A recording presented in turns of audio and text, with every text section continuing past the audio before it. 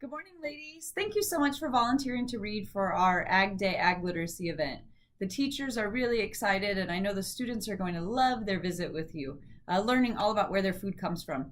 So by now you should have all received your envelope, very full envelopes that will have all the materials you need for the number of students that you requested.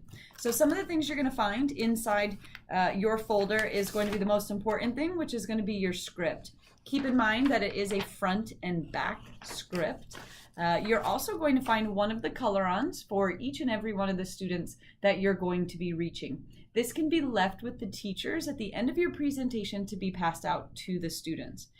Give them a friendly reminder that this is a color-on, so once they color this picture, they can take it home and their parents can actually iron it onto one of the shirts that they have so they can proudly wear their artwork and thank a farmer. So you'll have your script, your color-ons. You're also going to have one copy of the book, How Did That Get Into My Lunchbox? It's important to remember that you are not leaving this book with the teachers like you do with our usual or typical ag literacy events. This one is going to be traveling with you if you are doing multiple presentations. At the end, I am going to ask for these ones back just so that we can use them for future activities. In your envelope, you are also going to find a series of pictures. It's going to be a greenhouse with tomatoes, and you're going to have two different dairy cow pictures as well. You might notice on the back of these cards, we went ahead and printed some facts so that as you're showing the students pictures, you can give them facts about what it is that you're showing them. The hope is that you're not having to memorize so many different things, trying to make it as easy as possible. Okay, so before you get started on the presentation, the most important thing to do when you walk into the classroom, of course, is introduce yourself to the teacher. And then I find it easier when the students are on their story carpet. Typically with kinder, first, and second grade classrooms, there's going to be some reading area in their classroom where there'll be a teacher-sized chair that you can sit in and they can sit comfortably to listen to your presentation. Go ahead and start the presentation. I usually just introduce myself, tell them why I'm there, tell them that we're going to talk to them about one of my favorite things, which is agriculture. I usually ask them to define that word for me. Of course, it's plants and animals, right? Farmers and ranchers. So we talk about what farmers and ranchers do, the different types of animals that they raise and the products we get from those animals, and then also the different crops they grow. I tend to do a competition with the kids to see how many different crops, fruits, vegetables, grains, they can name as a class without repeating an answer. That usually puts a little motivation behind the students when they're answering the questions to listen to what their friends are saying so they're not repeating answers. So that's a fun way to do it as well. If you have looked over your script, which I advise you to do several times, in addition to probably read the book a handful of times before you go into your first classroom as well. Some of these stories can have some weird punctuation that will catch you if you're reading it for the first time in the front of a class.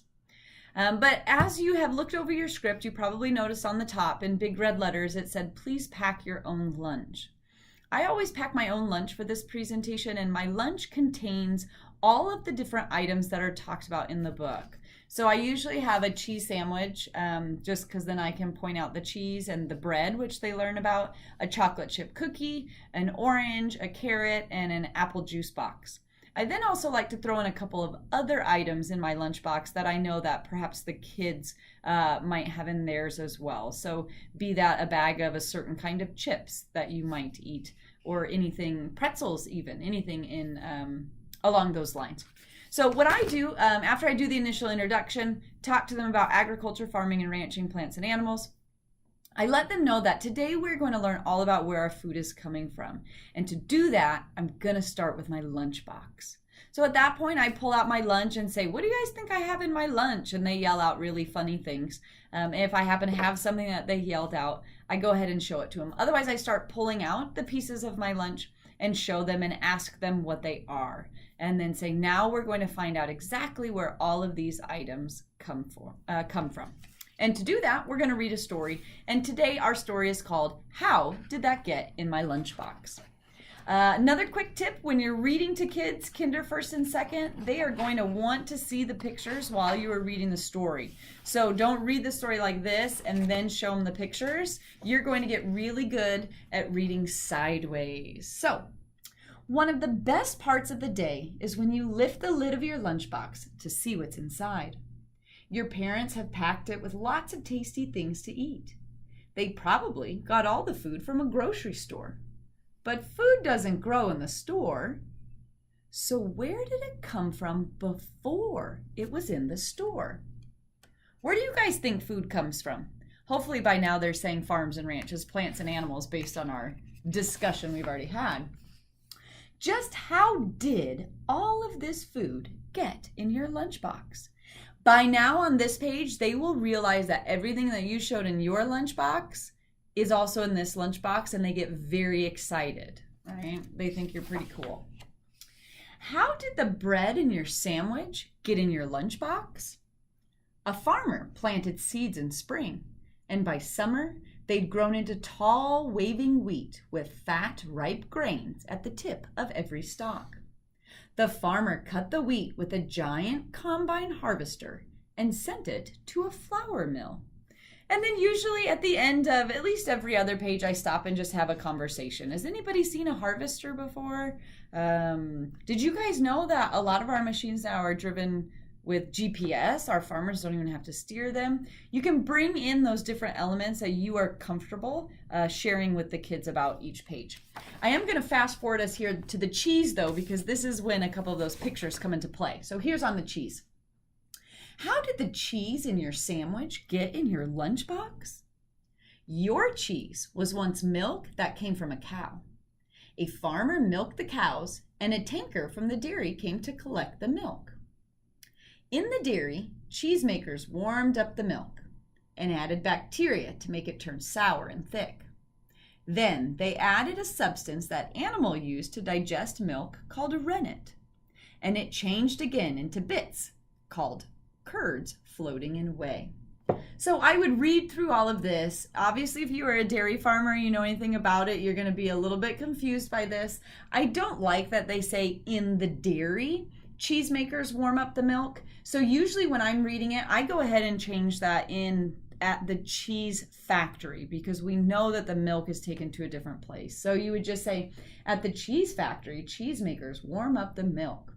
In your older classes, if you have any older ones, when you're talking about rennet, if you are comfortable and wish to share that now we actually use rennet that is synthetic or is made through the use of biotechnology, you can share that as well.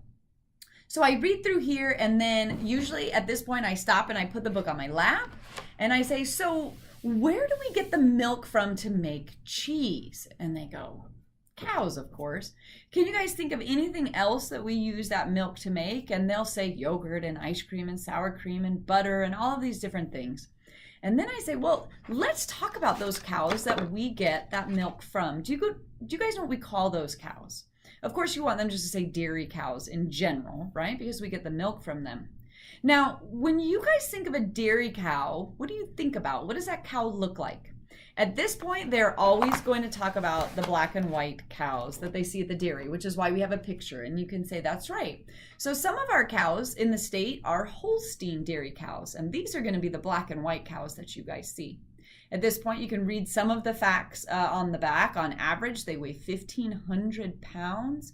Of course, all the cows on our dairies are females because that's where we get the milk from.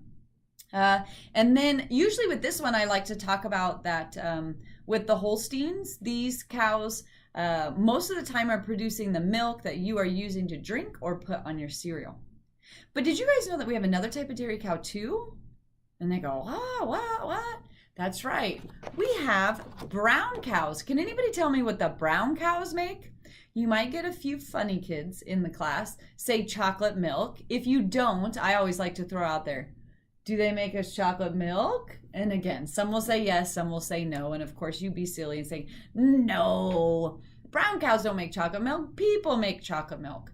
But our brown cows, they're called Jerseys or Guernseys, whichever one you want to talk about. And they actually do have a very special milk. Their milk has more butter fat. So we actually use that milk to make things like butters and cheese a little bit more frequently than the Holsteins. You can talk about the different breeds, the different facts that are on the back. That's the purpose of the pictures and how it plays in.